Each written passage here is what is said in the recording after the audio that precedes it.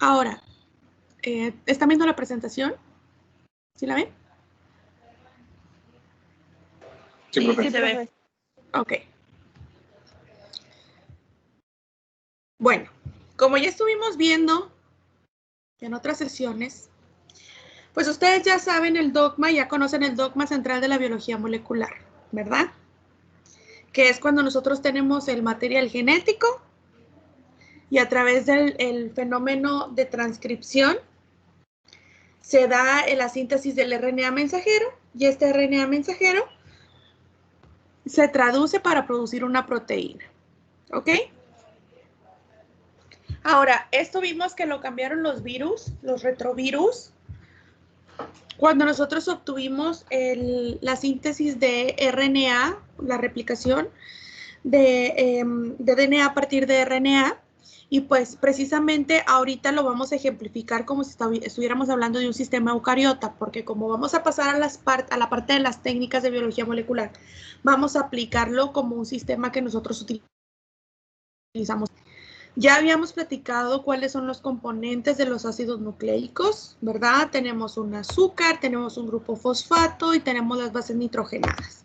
Precisamente las bases nitrogenadas son las que forman puentes de hidrógeno entre las dos cadenas y forman un enlace fosfodiéster entre los nucleótidos, ¿verdad?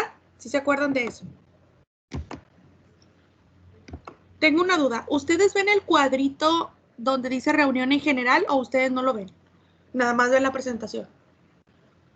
No se ve el cuadro, profe. Solo la presentación. Ah, bueno, es que yo me la paso moviendo el cuadrito pensando que les está tapando los dibujos. Ok.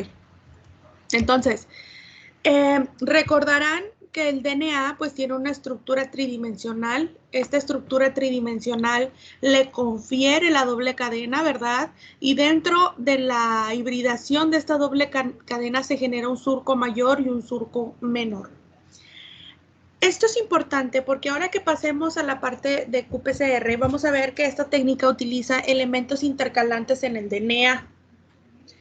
Estas partes intercalantes se van a unir a un surco en particular, en el surco mayor.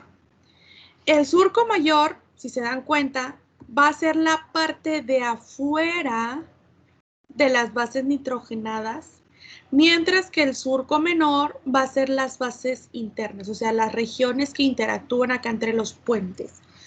Esto es precisamente lo que le confiere característica tridimensional a la doble cadena y que nos va a servir para utilizar intercalantes que podamos visualizar después a través de fluorescencia. Ahora, cuando nosotros vamos a hacer un ensayo de PCR, tenemos que analizar 4 situaciones importantes. La primera es la concentración de material genético, la segunda es la detección de un gen, la tercera es ver si hay aquí alguna presencia de una interferencia como es la presencia de RNA. Así hay regiones específicas, no solo la de amplificación, sino una región específica de detección, como cuando vamos a utilizar sondas, y el sistema de cuantificación que vamos a utilizar.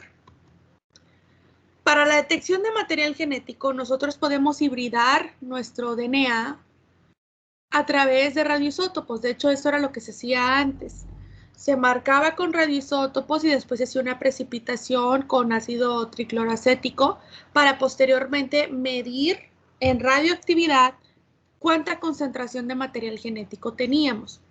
No obstante, este sistema no nos permitía identificar la presencia de un gen en particular. Simplemente nos decía que allí había material genético y lo hacíamos a través de radioactividad. Claro que muchos laboratorios no contaban con el sistema de bioseguridad para manipular radioisótopos y precisamente por eso es una técnica que al menos utilizando estos elementos se ha dejado de utilizar. Ahorita se utilizan otros elementos de fluorescencia o de fosforescencia o de luminiscencia. Si ustedes recuerdan, hay 2 técnicas que los vamos a desmenuzar más adelante. Ahorita nada más quiero dar el prefacio de qPCR, pero existen 2 técnicas de hibridación denominadas Southern Blot y Northern Blot que se encargan a través de sondas, como las vemos aquí en estas rayitas rojas, hibridar con las secuencias de DNA blanco para posteriormente ser teñidas o reveladas a través de radioisótopos. Eso es lo que nos permite a nosotros identificar la presencia de un gen en particular. No obstante, eso tiene la desventaja de que no nos permite cuantificarlo, ¿ok? No nos permite cuantificar cuánto material genético tenemos allí, solamente podemos visualizarlo. Ahorita ya se pueden utilizar otros sistemas que, si bien no son exactos, nos pueden dar una idea general de cuánto material genético tenemos ahí, y es el uso de programas de densitometría, donde te puede decir una aproximación de la concentración que hay en una banda, por ejemplo. Ahora, en base a las lecturas que ya debieron de haber tenido, que ya les estuve pasando por allí, ustedes ya reconocen cuáles son las proteínas que participan en la replicación del material genético. Tenemos la polimerasa, la helicasa, la primasa, que es la DNA polimerasa que se encarga de sintetizar el primer, los DNTPs y el templado. Y ahora, si nosotros lo ubicamos en un sistema de qPCR, ¿cuál es la naturaleza de estos elementos? Pues la polimerasa nosotros la aislamos de un microorganismo. La helicasa, pues nosotros utilizamos temperatura para desnaturalizar las cadenas. La primasa, pues nosotros lo sustituimos utilizando primers sintetizados, ¿verdad? Químicamente, al igual que los DNTPs. Y pues el templado lo estamos obteniendo de algo, ya sea de un virus, de una bacteria, pero es un material genético obtenido. ¿Hasta ahí vamos bien? Sí, profe. Aquí vamos a tener un elemento bien importante que es la polimerasa. La polimerasa fue caracterizada desde 1956. Tiene un peso molecular de 109 kilodaltones. Polimeriza de 5 a 3' y tiene actividad exonucleasa 5 de 5 a 3' y de 3 a 5. Eso es lo que nos permite tener un proofreading, una lectura de prueba, o sea, la corrección de errores cuando nosotros hay algún error en nuestro material genético, en la síntesis de nuestro material genético. Tenemos ese sistema de edición por parte de la polimerasa, de si oligomerizó erróneamente una par de base, o sea, una base nitrogenada, la puede cortar y pegar la que es correcta. Precisamente eso es lo que hace tan evolucionados los sistemas eucariotas. Creo que esta imagen ya se las había mostrado, no me acuerdo. Pero aquí este era el sistema sofisticado de amplificación que se tenía antes, ¿verdad? Si se dan cuenta, son baños de agua que se mantienen a una temperatura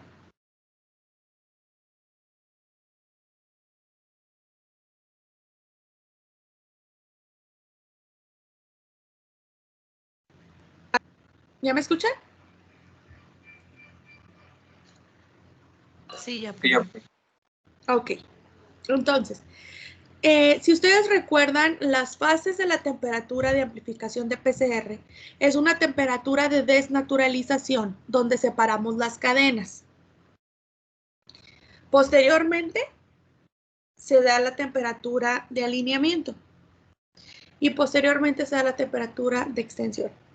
Entonces, cada uno de estos bañitos tenía una temperatura asignada y lo que se hacía era que en un tubito se agregaba la mezcla y se calentaba. 30 segundos, 30 segundos, 30 segundos. Ahora, aquí se utilizaba una polimerasa de origen eucariota, es decir, que no aguantaba las temperaturas, los cambios de temperaturas que se tenían aquí. Entonces, ¿qué era lo que se hacía? Pues que cada que se daba una ronda, se volvía a agregar enzima.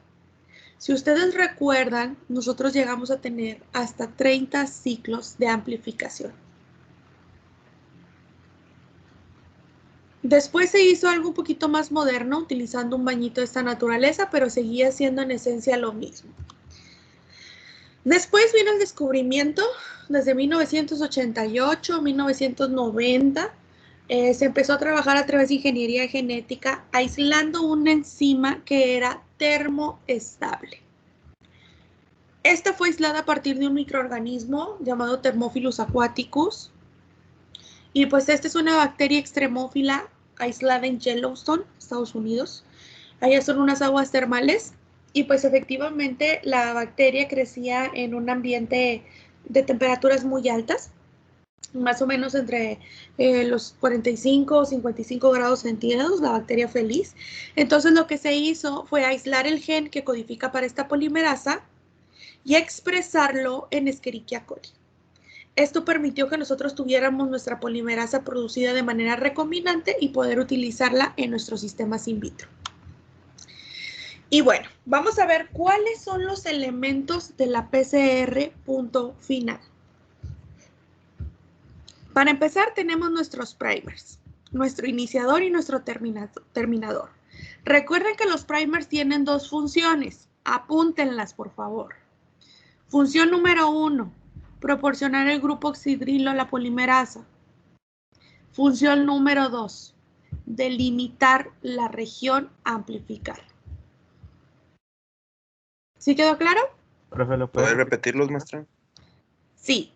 Proporcionar el extremo oxidrilo a la polimerasa y delimitar la región a amplificar. ¿Hay dudas de esas dos cosas?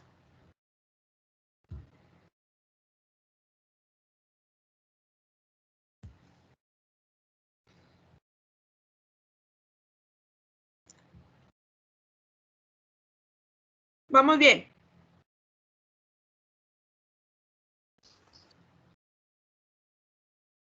Sí, profe. Ok. Tenemos otro elemento que es el templado. Nuestra materia prima, que son los nucleótidos. Buffer. El buffer va a tener dos funciones porque son dos buffers diferentes. Uno es proporcionar los cofactores para la polimerasa y otro, estabilizar el pH. ¿Ok? Y la polimerasa, pues que es la enzima que se encarga de sintetizar el material genético de nuevo. Esta mezcla de elementos pueden ajustar su concentración con agua nanopura, libre de sales, y posteriormente pues se mete al termociclador. El termociclador es el sistema nuevo que tenemos que nos permite realizar una amplificación de nuestras reacciones, y precisamente este sistema nos ayuda mucho porque ahorita la tecnología nos permite incluso cargar con el termociclador en la mochila y programarlo con el celular. Es una cosa increíble y real porque pues muchos nos venden esos sistemas y nos hacen ver lo sencillo que es amplificar estas reacciones en campo, por ejemplo. Ahora, ¿recuerdan que la enzima polimerasa tiene actividad exo y endonucleasa? Sí. ¿Para qué dijimos que era esa función?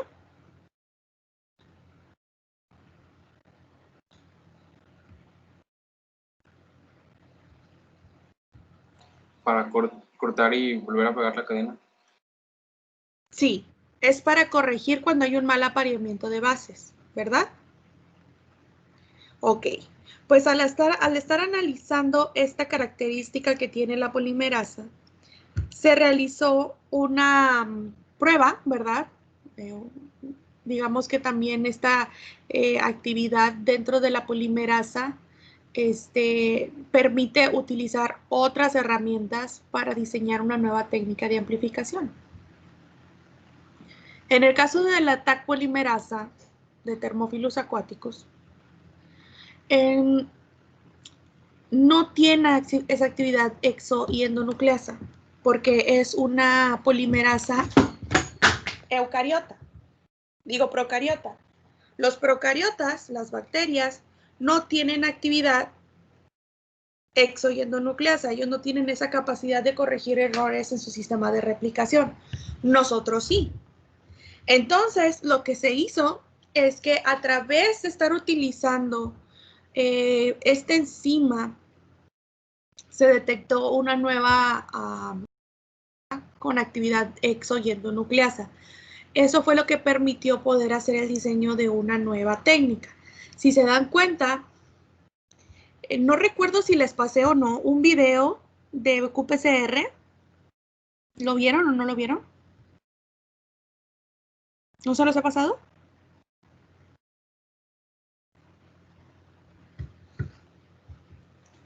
Creo que no, profe. No, profe. Bueno, ahorita se los voy a pasar para que lo vean. Es utilizando como si fuera un Pac-Man. ¿Sí conocen a Pac-Man? Sí. Ya ven que Pac-Man avanza comiéndose las frutillas o los circulitos que están en el juego. Pues en esta técnica se asemeja porque se hace la hibridación del primer. Déjenme, veo si lo puedo aquí rayar. Digamos que esta es un material genético, ¿sale? Aquí se une el primer y que aquí es lo que se proporciona el extremo oxidrilo, ¿sale? ¿Lo están viendo todos? Sí, profe. Sí. Entonces, viene la polimerasa, reconoce el extremo oxidrilo y lo que hace es que empieza a sintetizar, o sea, donde va avanzando hacia acá, va generando la nueva cadena, ¿cierto? Entonces, la metodología de esta nueva técnica es que la polimerasa viene sintetizando la cadena nueva y conforme va avanzando,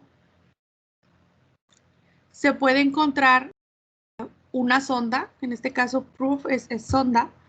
Si ustedes hacen su reacción, ponen su primer, ponen los dos primers que delimitan su sistema y ponen una sonda. La sonda, como se darán cuenta, está hibridando a la mitad de la región codificante. Entonces, la polimerasa al ir avanzando, lo que hace es rompe la unión de esta sonda.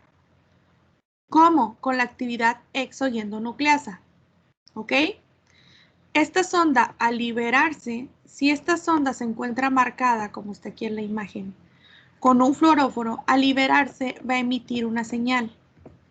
Esta señal es la que nosotros vamos a medir.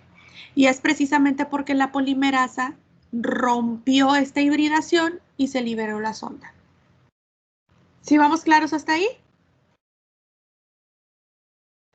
Ahorita Sí, vamos a seguir viendo más ejemplos como quieran, ¿ok? Bueno. Ahora, ¿cuáles son los componentes del sistema QPCR?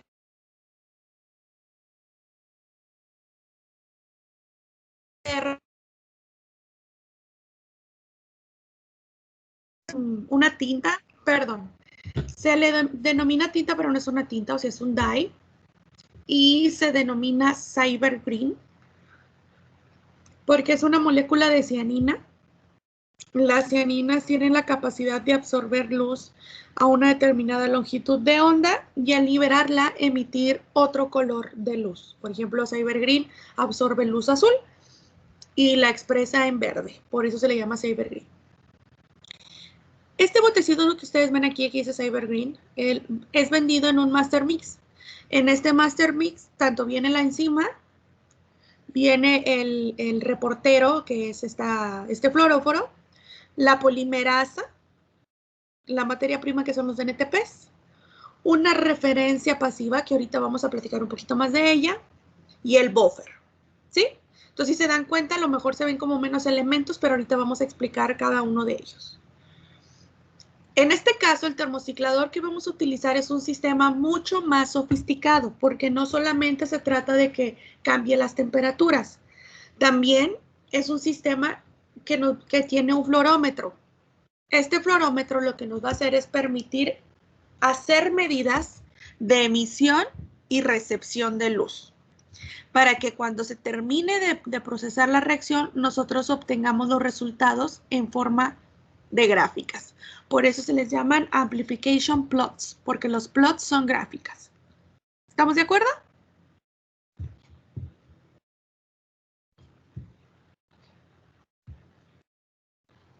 Sí, profe. Profe, Mande. ¿puede explicar lo que se necesita otra vez? Es que se me trabó un poquito, ¿no? no escuché bien lo que se necesita. Sí, como quiera, ahorita los vamos a desmenuzar. Vamos empezando, pero mira. Ok. Es el reportero, que en este caso es Cybergreen. Que no se confunda, el reportero es uno. ¿Sale? La Tag polimerasa, que en este caso la marca se llama AmpliTag, pero es una polimerasa. Y si se dan cuenta, aquí dice AmpliTag, es decir, que esta polimerasa viene aislada de termófilos acuáticos. ¿Sale? DNTPs, que es la materia prima. Una referencia pasiva, que ahorita vamos a ver quién es este y por qué está aquí. Y buffer. Esta mezclita es la que viene aquí. Aparte de esto, nosotros agregamos nuestros primers y nuestro templado. Entonces, si se dan cuenta, está cumpliendo con los mismos requisitos que la PCR punto final, pero pues aquí estamos agregando dos elementos bien importantes que son los fluoróforos. ¿Ok? Sí, profe, gracias. Si ustedes recuerdan el fundamento de la PCR es exponencial. De tal manera que si ustedes inician con 2 copias de material genético, al segundo ciclo de amplificación van a tener ¿cuántas? 4. Y al siguiente ciclo de replicación, ¿cuántos van a tener? 8. Y después, 16. ¿Sí me explico? Yo creo que eso ustedes ya más o menos lo saben, pero hay que comprender la dimensión del ensayo. ¿Cuántas copias tenemos a los 30 ciclos de amplificación? 1,000 millones de copias. Ahora, voy a hacer una grafiquita, voy a aprovechar que aquí está esto en blanco, pero quiero que me presten mucha atención, por favor. Ustedes tienen su material genético, ¿verdad? El que ustedes quieran, del bicho que ustedes quieran, adenovirus, rotavirus, influenza. Y dependiendo del tipo de material genético es lo que ustedes van a hacer. O sea, si ustedes tienen RNA,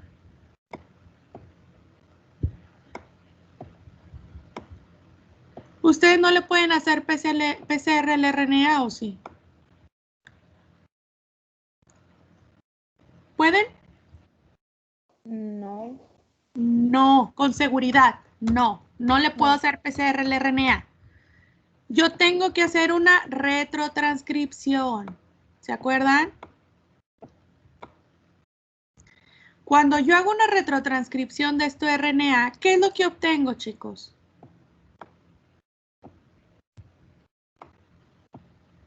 DNA.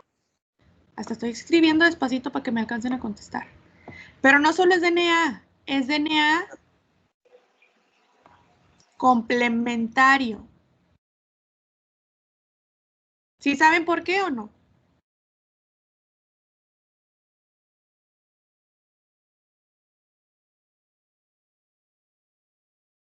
¿Sí o no?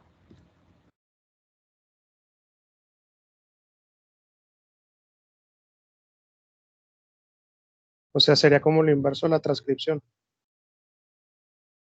Lo inverso de la transcripción. No, es una... Cuando tú haces esto, cuando pasas de acá para acá, es como un espejo, pero en lugar de tener uracilo, pues tienes timina. Me acuerdo porque eso lo escribimos, rayoneamos aquí en nuestro pintarrón de Microsoft, que hicimos ejercicios de esto. ¿Ya se acordaron o no? De DNA una cadena y luego ya de ahí se hace 2 cadenas. Sí, precisamente por eso se llama retrotranscripción. Porque el dogma central de la biología molecular no se cumple aquí, se cambió. A partir de RNA tú puedes obtener DNA. ¿Quién permite eso? La retrotranscriptasa. Esta retrotranscriptasa, ¿de dónde vienen? De los retrovirus. ¿Se acuerdan? Sí, profe. Esteban, ¿los demás? Sí, profe. ¿Sí? Ok.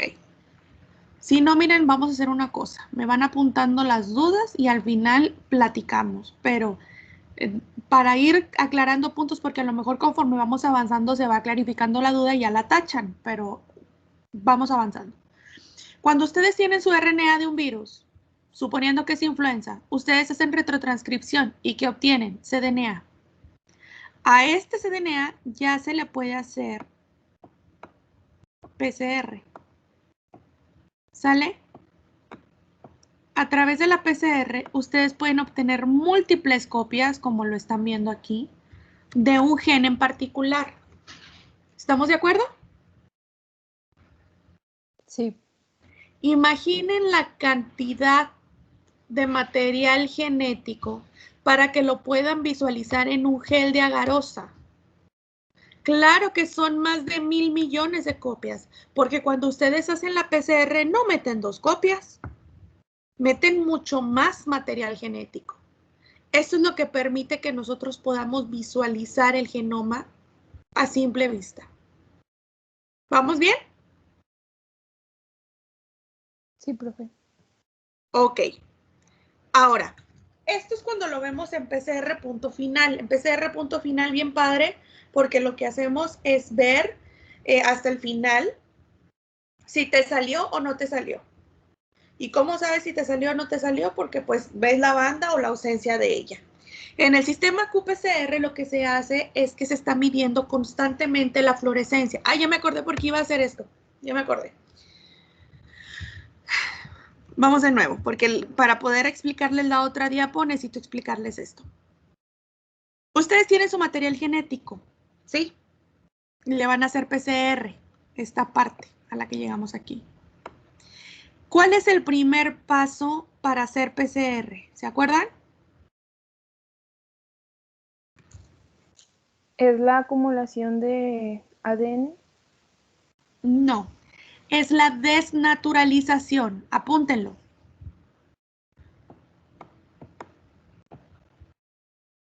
Voy a ver qué tal me sale. Profe, pero no sería primero el ADN o RNA, o mejor dicho, el DNA purificado, porque yo también pensaba que primero llegaba nada más así a la desnaturalización, pero primero tiene que haber una purificación previa para poder ahora sí empezar a correr el ciclo. Ah, claro, tienes mucha razón. Yo aquí estoy hablando cuando ya tienes el material genético purificado. O sea, yo estoy hablando cuando ya teníamos el RNA puro, le hicimos retrotranscripción, ya tenemos el cDNA y a este cDNA le vamos a hacer PCR. Claro que tiene que haber un procedimiento de purificación. Ah, muy bien. ¿Sí? Ok. Ahora, cuando ustedes tienen este...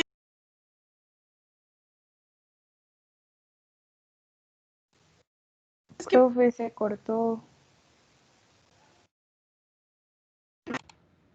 Perdón, es la parte más compleja de PCR. Entonces, como ustedes lo siento medio verdes respecto a biología molecular, por eso quiero echarle más ganitas a esto, para que cuando veamos los kits de purificación, cuando veamos el trisol, cuando veamos el fenolcloroformo, pues ya son técnicas que ustedes ya no van a batallar tanto, ¿me explico? Entonces, a lo mejor me adelanté un poquito con la técnica de qPCR, pero creo que es más, hasta les va a servir para biología molecular. Y más porque ya van a empezar a trabajar con las técnicas de su PIA. ¿Ok?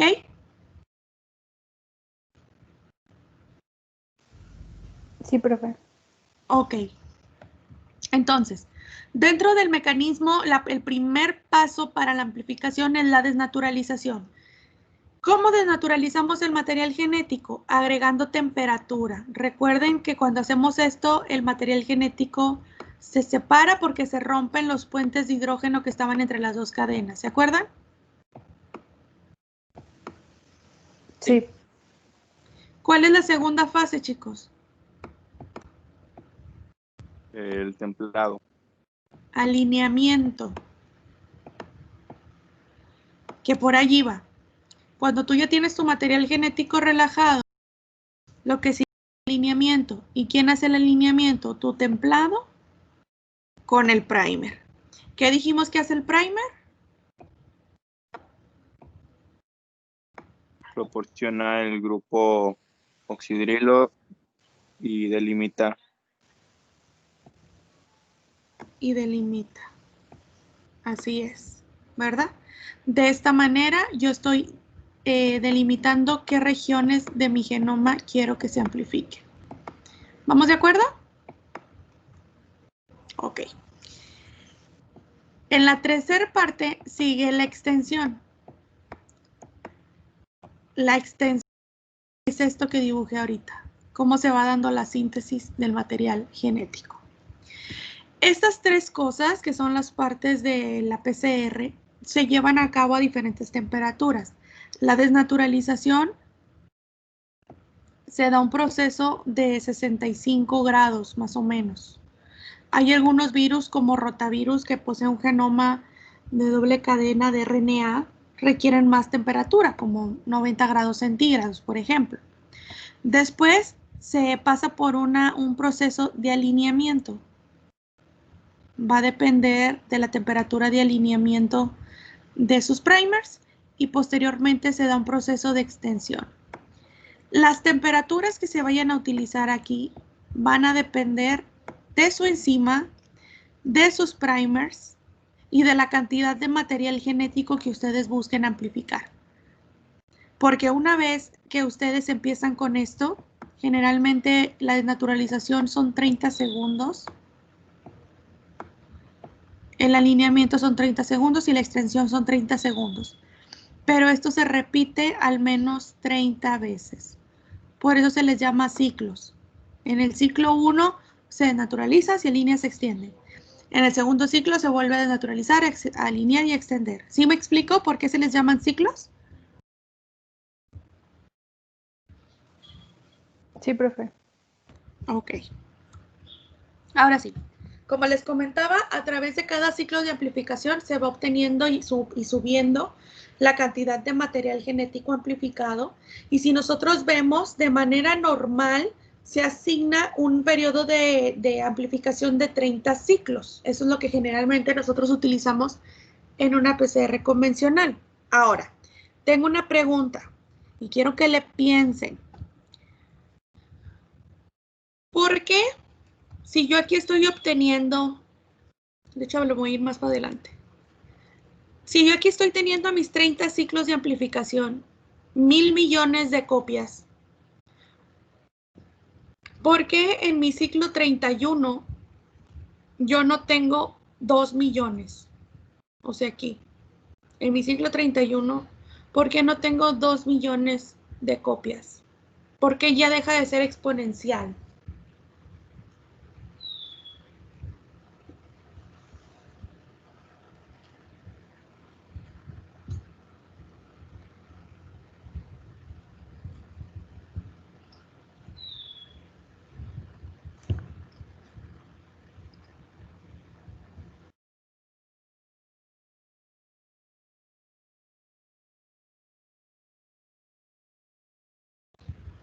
Por ahí va, Alma. Muy bien.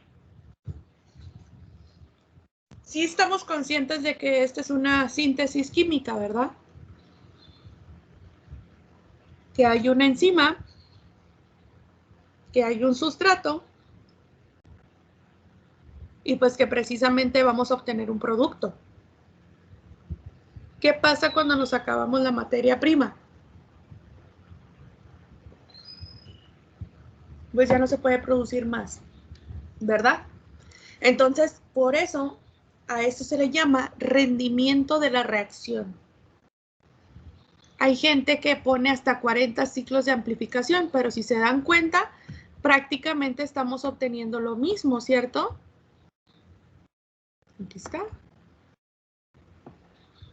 Y aquí está. Y en cambio, en lugar de quedarte en el laboratorio 3 horas, estás quedando 4 y el producto de amplificación sigue siendo de la misma concentración. ¿Lo ven?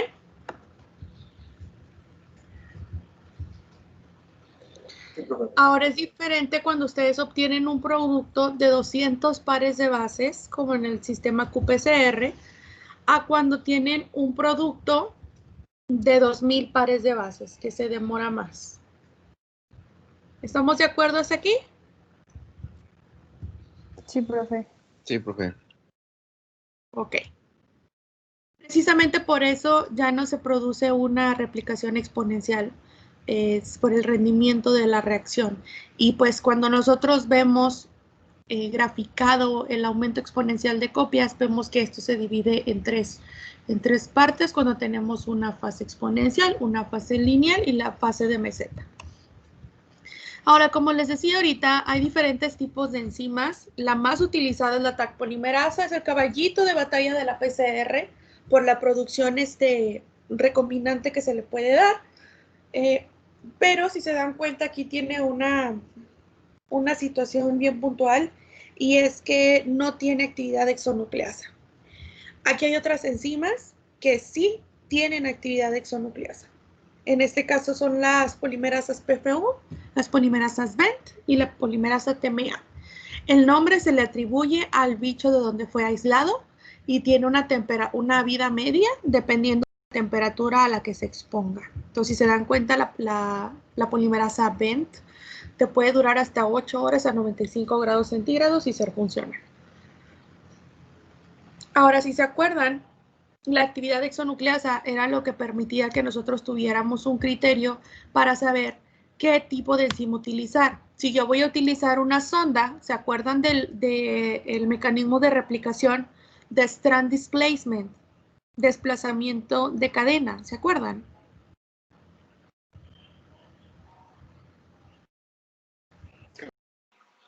¿Cómo la polimerasa iba empujando a la otra cadena? Sí, profe.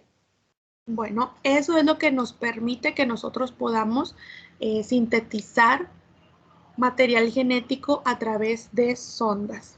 Ahora, ¿qué tipo de polimerasa utilizamos para un sistema con sondas? Pues aquellas polimerasas que tienen actividad exonucleasa. Por eso TAC no nos serviría. ¿Ok?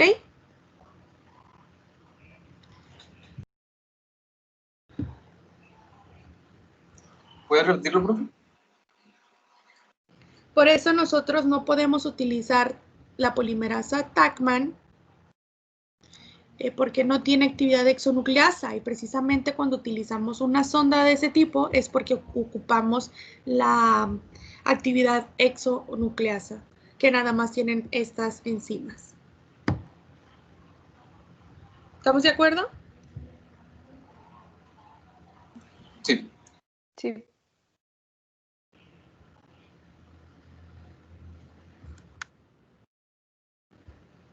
Ahora, el termociclador, como les decía ahorita, no es un termociclador convencional.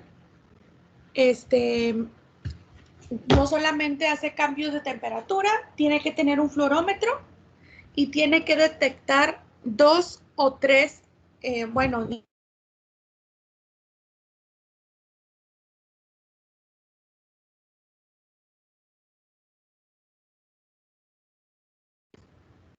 ya volví. ¿A qué nos referimos con canales? Pues a longitudes de onda que captan. Entonces, si se dan cuenta, al estar utilizando fluoróforos, por los fluoróforos absorben y emiten longitudes de onda en particular. Ustedes no van a marcar todo con la misma fluorescencia porque pues no tendría sentido, o sea, no estarían realmente haciendo una diferencia entre una molécula u otra. Aquí el sistema se utiliza para que ustedes puedan detectar más de un fluoróforo. Por eso mínimo necesita 2 canales. Esos 2 canales son los 2 colores, son los 2 fluoróforos que puede detectar. Y pues cuando tenemos un sistema de qPCR que te detecta múltiples canales, puedes diseñar un sistema incluso de PCR multiplex, que es un sistema que vamos a ver más adelante. Ahora, ¿cómo está? ¿Qué es lo que hay dentro de esta computadorcita? Porque no solamente es este aparato que ustedes ven aquí, este sistema ustedes lo compran y aparte trae una laptop que pues es de uso exclusivo para QR y más o menos tienen un precio de 200 a 300 mil pesos, dependiendo también el dólar.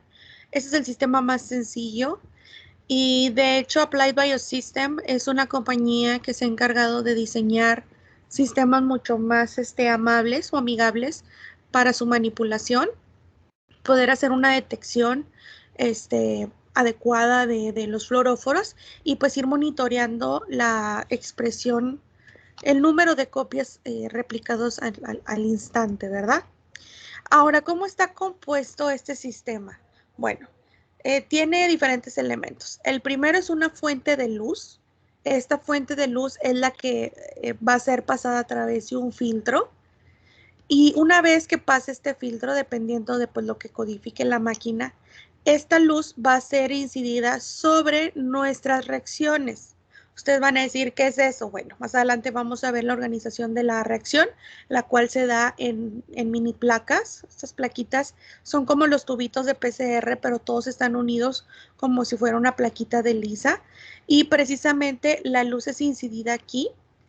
Los elementos que están aquí adentro, los fluoróforos, absorben esa luz, esa longitud de onda y emiten otra, de tal manera que la que emiten es leída por otro filtro y procesada por el detector.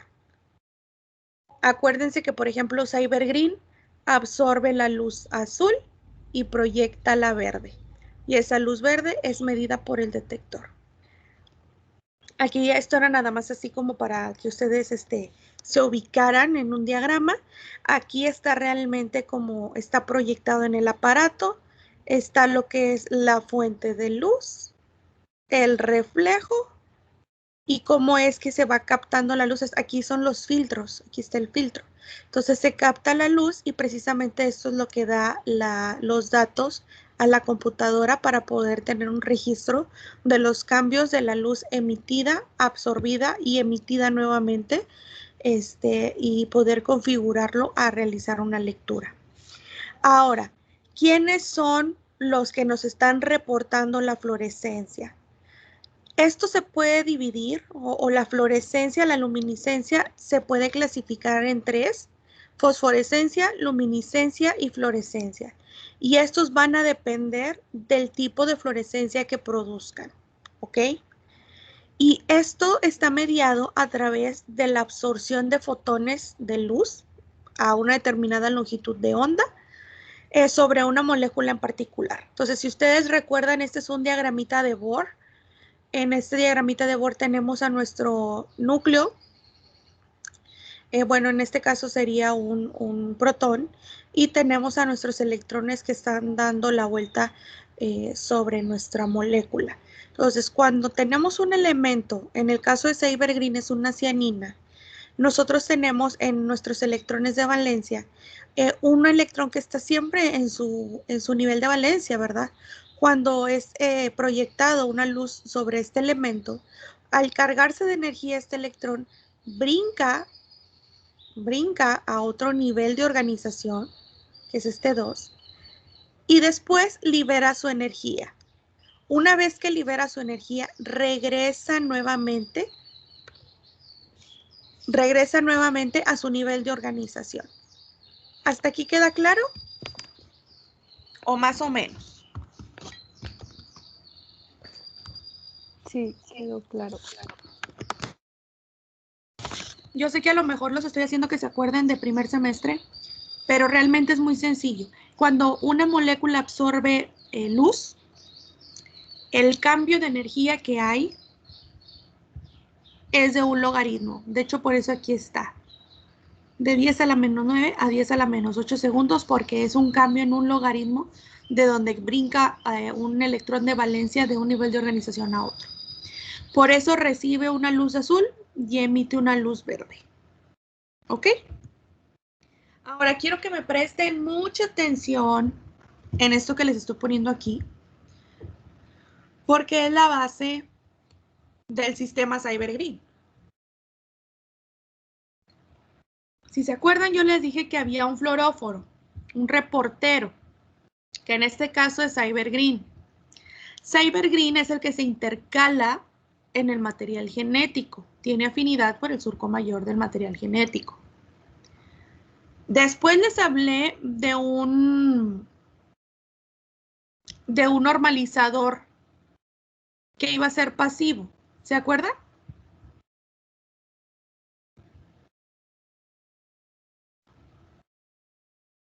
Cuando les dije los componentes de la qPCR.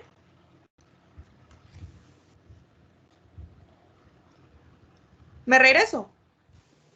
No, sí, yo sí me acuerdo, pero no sé si mencionó para qué era. No, todavía no.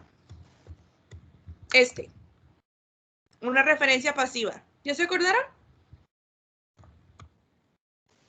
Sí. Sí, ya, profe. Esa referencia pasiva se llama ROX. Generalmente cuando ustedes compran Cybergreen, viene con ROX. Así se llama esta molécula, carboxilrodamina. Esta molécula sirve para normalizar la fluorescencia. ¿Cómo es esto? Todos han manipulado una balanza analítica, ¿verdad? Sí, profe. Entonces, Sí. imagínense que ustedes tienen su balanza analítica y van a pesar cloruro de sodio. Entonces, ustedes ponen su balanza, ponen su vasito donde van a colocar el cloruro de sodio, pues no lo ponen directo en la balanza. Pero antes de agregar el cloruro de sodio, taran la balanza, ¿sí o no? Sí, Sí. ¿Por qué taran la balanza, chicos?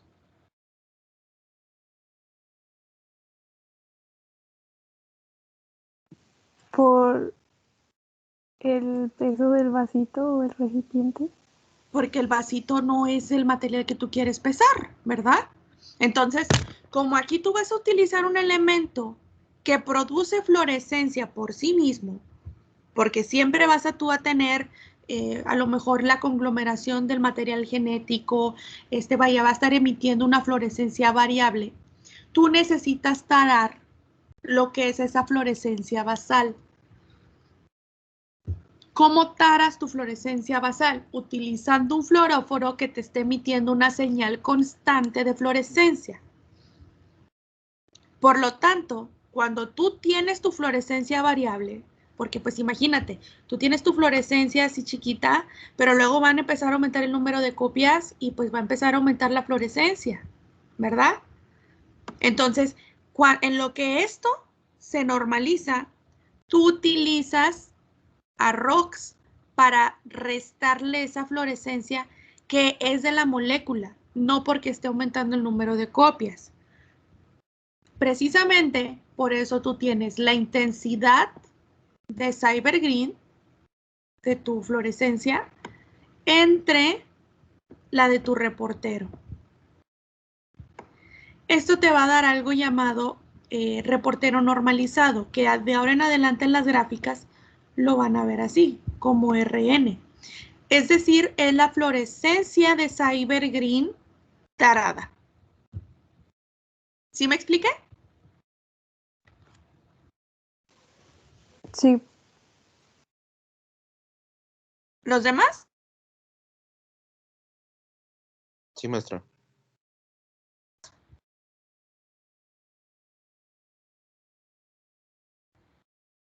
Perdón, se cortó. Si alguien tiene duda, por favor, levante la mano.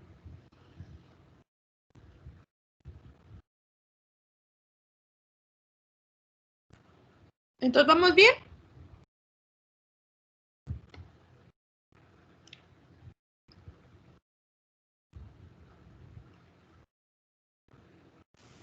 sí, profe. Ok.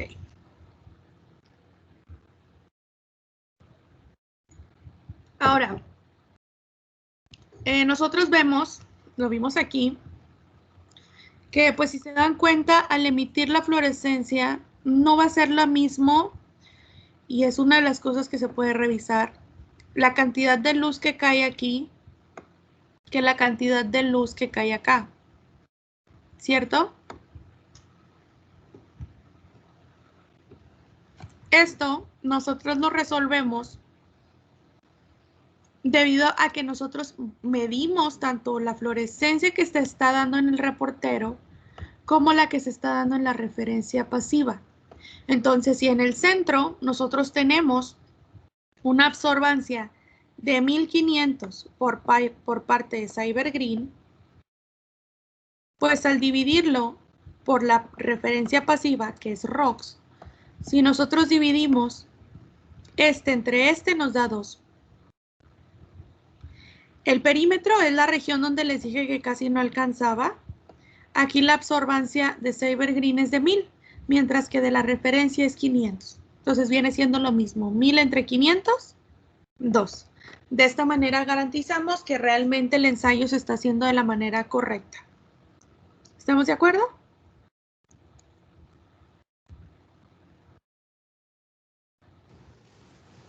Sí, profe. Ok. Profe, Mande. es que yo realmente no entendí la tabla. El 750, ¿de qué es? Es la absorbancia de ROX. Digamos que tú ya tienes los resultados y aquí te dice el sistema. Cybergreen en la celda del centro te está arrojando una absorbancia de 1500. Y ROX te está arrojando una absorbancia de 7500. Si te fijas en la diapositiva anterior, nos decía que íbamos a dividir la absorbancia de Cybergreen entre la absorbancia de ROX. Entonces, si tú divides 1500 entre 750, te da 2. O sea, esta es la relación, 2. ¿Cómo podemos saber nosotros si realmente se está midiendo de la misma manera las celdas que están en el centro? O sea, porque imagínate que tú estás aventando la luz por parte de la máquina aquí y tú tienes tu placa, que lo vamos a ver más adelante ya en la parte de práctica, y tú tienes tu placa aquí. Entonces tú me puedes decir con toda la razón, oye, pero es que aquí está cayendo más luz que la que está cayendo acá. ¿Sí me explico? Ese punto, ¿sí me explico? Sí. Este es el centro y esta es la periferia. Por eso en el centro tú estás obteniendo más luz, porque le está absorbiendo más. O sea, si tú le pegas más luz, va a absorber más. Entonces, ¿cuánto te está absorbiendo Cybergreen y cuánto te está liberando? Bueno, yo te puedo decir que él está liberando 1500 de absorbancia y el pasivo, que es ROX, me está liberando 750. Esto me dice que pues tiene una relación de 2. Entonces, ¿cómo puedes saber tú si en la periferia se está haciendo la lectura de la manera correcta? Bueno, porque en la periferia Cybergreen está liberando menos, pero también ROX.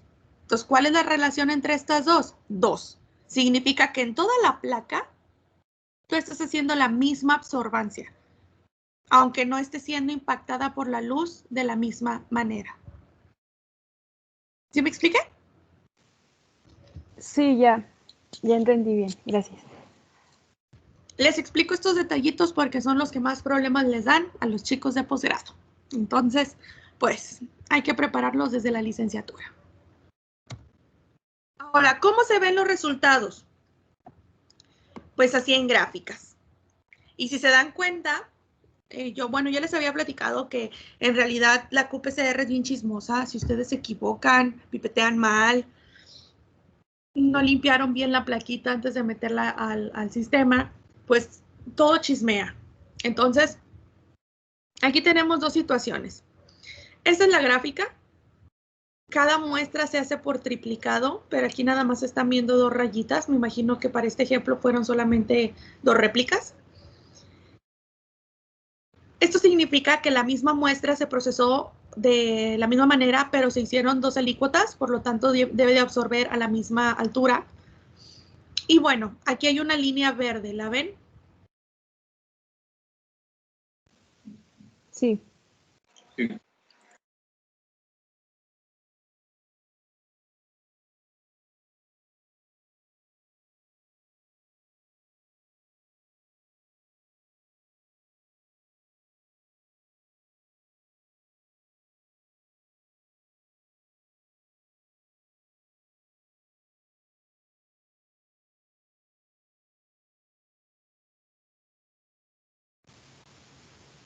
Profe, no se escucha.